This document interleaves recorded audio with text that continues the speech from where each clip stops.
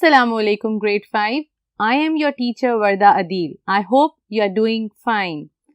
बच्चों, आपको याद होगा कि हम लास्ट लेक्चर में इंफॉर्मेशन हैंडलिंग का चैप्टर नंबर 9 को पढ़ रहे थे, जिसमें हमने एवरेज चैप्टर को एवरेज जो टॉपिक है उसको कवर किया था।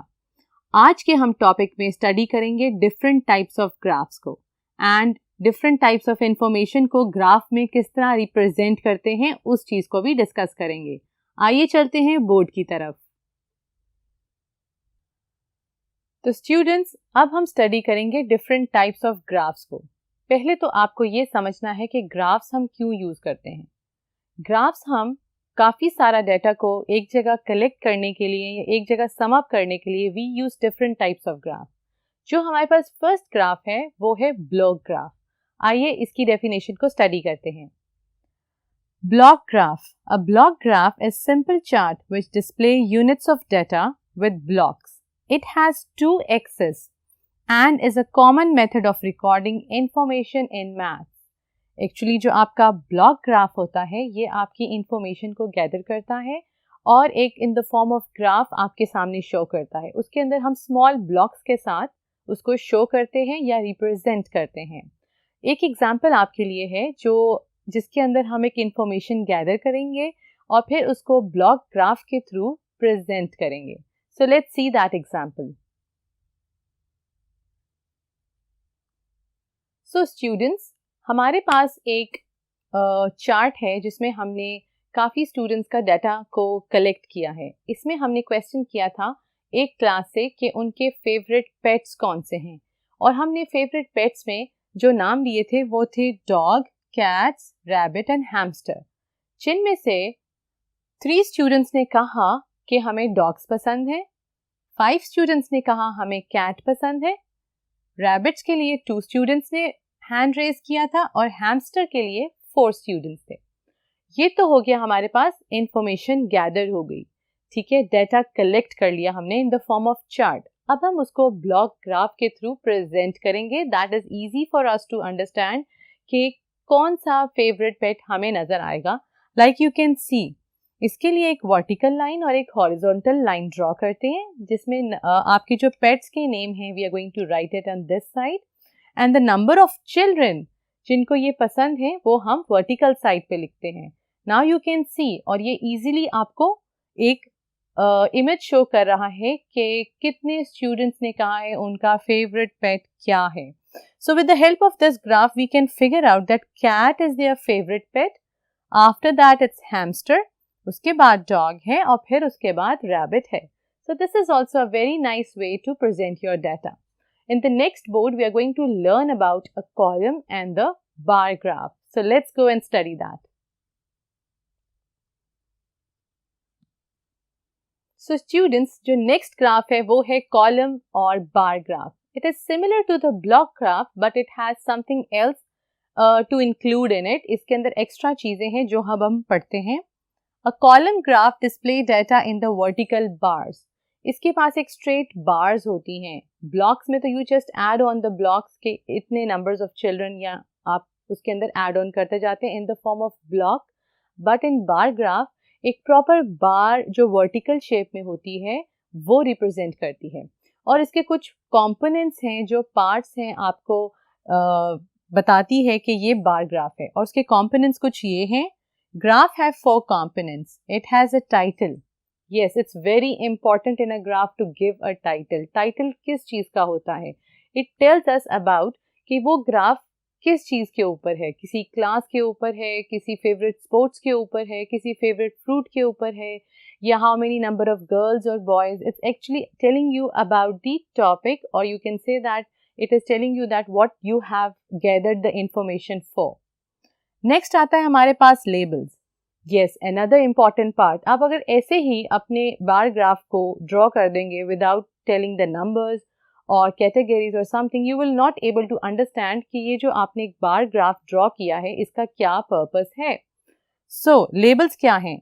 They are displayed on the horizontal and the vertical axis to tell what is shown on each axis. Yes, आपके जहन में बार ग्राफ अगर आएगा, if you just imagine a bar graph, आपके पास एक horizontal और एक vertical line होती है। उन दोनों के एक्सेस के ऊपर आप एक लेबल देते हैं जिसका डाटा आपने कलेक्ट किया है। उसके बाद आता है हमारे पास scale. Yes, scales are very important. Scales में क्या होता है? These are number representing the unit used.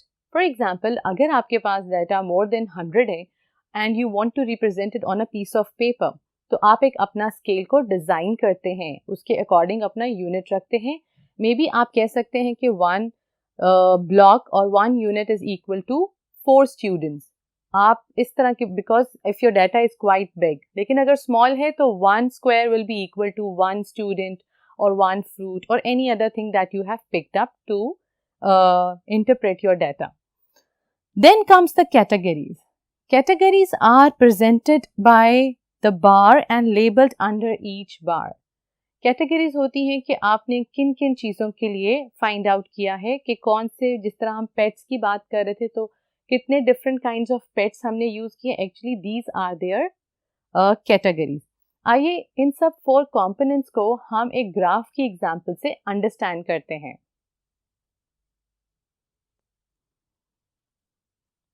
तो स्टूडेंट्स, आप देख सकते हैं ये एक बार ग्राफ है जिसके अंदर मैंने इसकी एक टाइटल दिया है, मैंने काफ़ी सारे बार ग्राफ्स ड्रॉ किए हैं और इस साइड पे आप देख सकते हैं 2 एक्सेस हैं। जो आपका वर्टिकल एक्सेस है वो मुझे शो कर रहा है नंबर ऑफ स्टूडेंट्स, और जो हॉरिजॉन्टल एक्सेस है, actually these are giving me the grades in a test. अब आप इस ग्राफ से क्या देख सकते हैं? आप देख सकते हैं नंबर ऑफ स्टूडेंट्स कि किन्होंने टेस्ट ए में, कितने नंबर ऑफ स्टूडेंट्स ने टेस्ट ए में ए ग्रेड लिया है, कितने नंबर ऑफ स्टूडेंट्स ने बी ग्रेड लिया है, कितनों ने सी ग्रेड लिया है और कितनों ने डी ग्रेड लिया है। सो एक टोटल नंबर ऑफ क्लास में 5 स्टूडेंट्स हैं जिन्होंने ए ग्रेड लिया है और 6 स्टूडेंट्स हैं जिन्होंने बी लिया है और 3 स्टूडेंट्स हैं जिन्होंने सी लिया है और 6 स्टूडेंट्स हैं जिन्होंने डी लिया है। सो इससे आपको काफ़ी इंफॉर्मेशन मिल सकती है कि टोटल नंबर ऑफ चिल्ड्रन कितने हैं। वो कैसे पता कर सकते हैं? It's very easy. With the help of this thing, number of students से आप इन सब स्टूडेंट्स को ऐड करेंगे तो आपके पास एक टोटल नंबर ऑफ क्लास आ जाएगी। आइए चलते हैं, जो हमने कंपोनेंट्स को स्टडी किया था, क्या हम उन्हें आइडेंटिफाई कर सकते हैं इस बार ग्राफ के through? Let's find out. First of all, title हमें कहाँ मिलेगा बार ग्राफ के? जी students, title on the top of the graph 4 है हमारा, that is grade 5, grades of class 5 student which is over there. फिर हमारे पास आता है बार ग्राफ में लेबल्स। लेबल्स कहाँ हैं? लेबल्स आपके होते हैं एक्स एक्सिस और वाई एक्सिस के ऊपर, जो नेम होता है वो, जो कि है number of students and grades in a test. Then comes the scale. Yes student, this is very important to understand. Scale क्या है हमारा? From 0 to 1, that means ये नंबर तो है लेकिन ये क्या रिप्रेजेंट कर रहा है मुझे? 1 square equals to 1 student. कि एक square, that means this small square is equal to 1 student. तो मेरे कितने स्टूडेंट्स हैं जिन्होंने A लिया? कितने स्क्वायर्स आप काउंट कर सकते हैं? 1, 2, 3, 4, 5. Very well picked. Then comes the categories. Categories हैं कि कितने ग्रेड्स आपने दिए हैं, ए बी सी डी, जो कि ये है। और जिस तरह कि हमने कैटेगरीज में पढ़ा था, categories are represented by the bars.